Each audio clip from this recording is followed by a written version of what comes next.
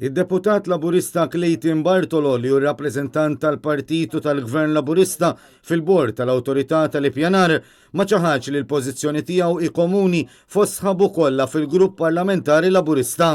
Dan wara li vota favur proġett li kien se jeqred żona ambjentali fuq art ODZ fil-Qala.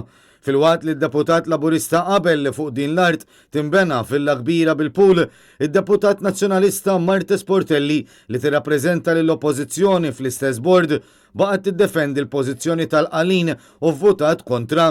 Id-deputat Laburista kien mistoqsi dwar dan minn Net News fejn tenna li m'għandux xi jwieġeb ħlif dak li diġà qal fil-jumejn li għaddew. Jiena x'għad nistaqsik jekk dik kienx deċiżjoni kollettiva tal-Gvern fis-sensitti tkellim ta' din mal-Grupp Parlamentari Laburista. Li kelli ngħid diġà tam. Ma tixtiex ikkummenta.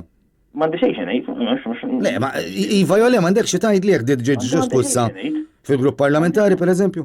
M'għandi xejn ngħid. Kien ċar li d-deputat Laburista kien skomdu jikkummenta dwar din il-pożizzjoni issa bil-konferma li din hi waħda kollettiva.